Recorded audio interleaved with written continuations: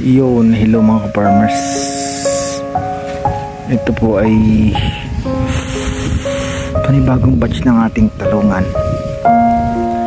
Medyo napabayaan po sa dilig. At nagpabaya po kasi ang una nating mga tao rito. So nagpalit po tayo ng mga tao ulit. At titignan natin kung makaka-recover yung mga talong na to. Ayan po mga farmers, wala pong tigil sa pagdidilig. At lilipas po ang ilang araw, titignan natin na lagyan ng pataba. Sisikapin natin na makabawi sila, lalo na't ilang araw silang napabayaan. Medyo napabayaan po sa dilig. At nakakapanlumo po na ganito yung makikita mo sa mga alaga mong talong. Ito po mga farmers, palit po tayo ng tao.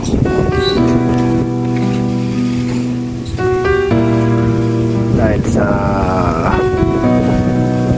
nagpabaya po sila at kailangan nating bawiin yung pagdidilig sa ating mga talong.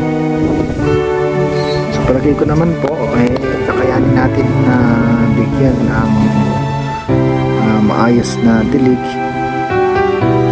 at pang-alaga yung ating talong, kasi kahit pa paano kumpleto po ng bilang yung ating mga talong. Kailangan po ng masusing tiyaga sa pag-aalaga. Napakadaming challenge at iba't ibang mga pagsubok sa ating pagtatanim. So far naman po, tignan natin sa ilang araw kung ano ang magiging update ng ating mga talong. Bali nasa 4,000 puno po ang talong na ito, at titingnan natin kung ano magiging resulta ng ating pag-aalaga. Hindi kagaya ng unang batch na nasa video, at nakabawi na po yun at naging maganda yung ating pag-aalaga. Ito ay bibigyan muna natin ng atensyon ng ilang araw, ilang linggo, hanggang sa makabawi. At kasama naman po ito sa ating pagsubok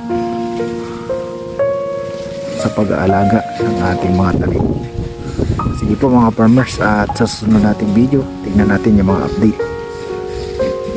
Magandang tanghali po sa ating lahat. Magandang tanghali mga farmers. Yun pong napanood nyo ay lumang video noong November 2023. Yung sinubok po tayo noong panahon dahil sa mga tao na nasa paligid natin, at yun po ang naging dahilan para pumasok po tayo sa mundo ng vlogging. Yung pagsubok na yun ang dinanas natin na halos inabagsak ng ating pananaw sa buhay. At upang makalimot tayo ng kaunti dahil sa dami ng problema ng panahon na yun, pumasok tayo sa mundo ng vlogging. At ilang buwan nung panahon na nag-vlog tayo, ay hindi natin maiwasan na harapin yung mga taong pinagkakutangan natin doon sa minsan yung financial, yung income na ginamit natin sa farming. So dahil sa mabuti tayong tao, hindi natin pwedeng harapin yun. So mga farmers, sa lahat po na sinubok ng tadhana, at syempre tayo nagpapasalamat tayo sa mundo ng vlogging, kahit papaano nakalimutan natin yung ating mga naging problema. Pero hindi po umahangga yun sa ganun. Syempre mabuti naman tayo at pinalaki tayo ng ating mga magulang na isang mabuting tao at hindi tayo pwedeng manloko ng kapwa. Kailangan nating harapin yung mga bagay na kailangan nating harapin. At abangan nyo po yung kwento ng mga pagbangon sa mundo ni Ka-Farmers. Magandang hapon po mga Ka-Farmers. At abangan nyo po yung mga susunod pang mga kwento sa buhay ni Ka-Farmers. At syempre dahil pinasok na natin ang vlogging, hindi naman natin siya pwedeng iwanan. Tutuloy-tuloy pa rin natin siya. Yun nga lang, medyo magbabawas tayo dahil marami tayong mga ginagawang resort para masolve yung ating problema. Sige po mga Ka-Farmers, magandang hapon ulit at maligayang paglalakbay.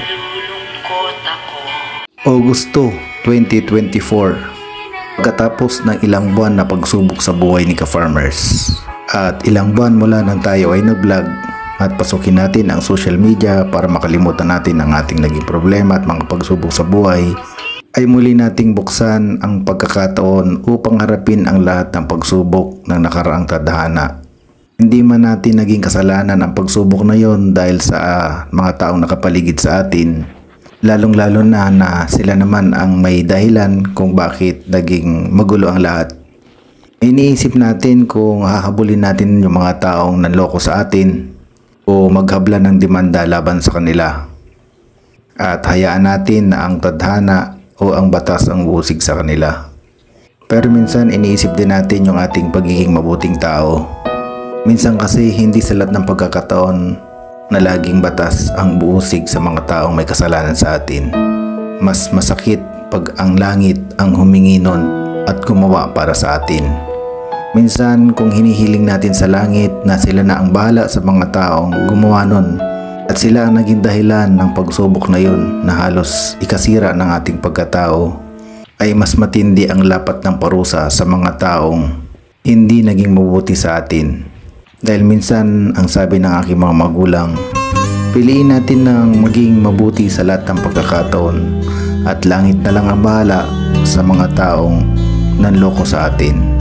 At ngayon, August 2024, muli nating buksan ang puso sa farming at lahat ng mga bagay na ating natutunan nung panahong tayo ay sinubok ay muli nating iiwasan at ito ay ang pagbangon.